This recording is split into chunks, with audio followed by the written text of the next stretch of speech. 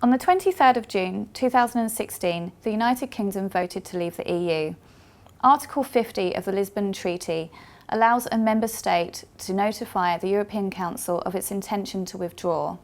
Once it's invoked, there's a 2-year window in which to negotiate an exit.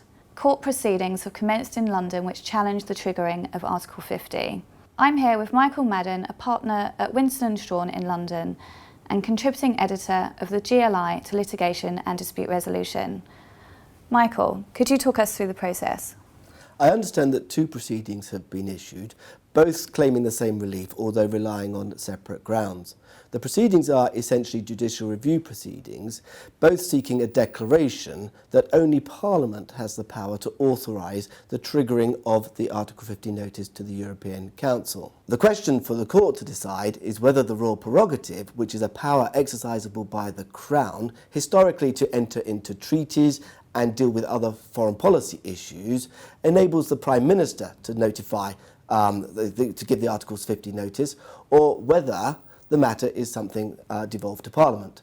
The parliamentarians argue that as we've had 45 years of legislation by Parliament, derived from our membership of the EU, it must surely only be Parliament who can authorise a procedure which would have the effect of unravelling and undoing all that legislation. And what will the form of those judicial review proceedings be?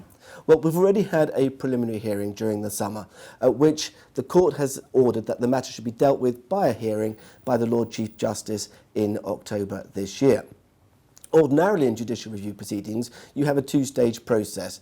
First, the court considers whether the case should be given permission to proceed, and then the substantive issue is decided.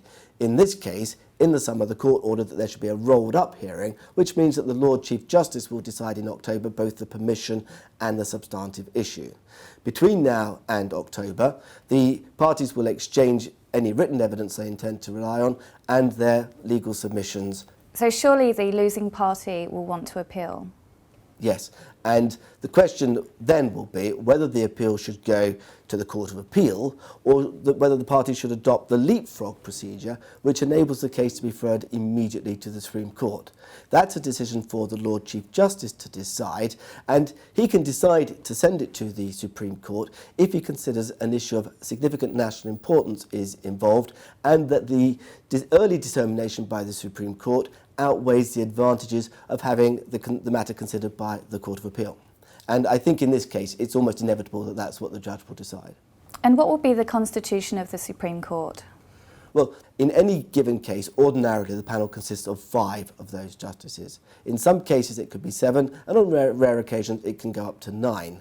The decision on the constitution of the panel is that of the President of the Supreme Court, Lord Neuberger. One thing I think is certain is that he will wish to involve the Supreme Court Justice appointed to reflect the interests of Northern Ireland and that appointed to represent the interests of Scotland. So at least 2 of the members will be the Scottish and Northern Ireland Supreme Court Justice. The interesting thing for constitutional lawyers is that it's very rare that you have cases that consider the exercise of the royal prerogative, partly because we don't have a written constitution in the United Kingdom. Those cases are fact-specific and, as I say, very few and far between. It's going to be fascinating for litigators and constitutional lawyers to see how this issue unravels over the next 6 months. Unlike the US, where Supreme Court justices are political appointments, our Supreme Court justices are there for their legal prowess and their legal skills. And bringing them into the political limelight of such an important decision is going to be unprecedented in recent history. Thank you.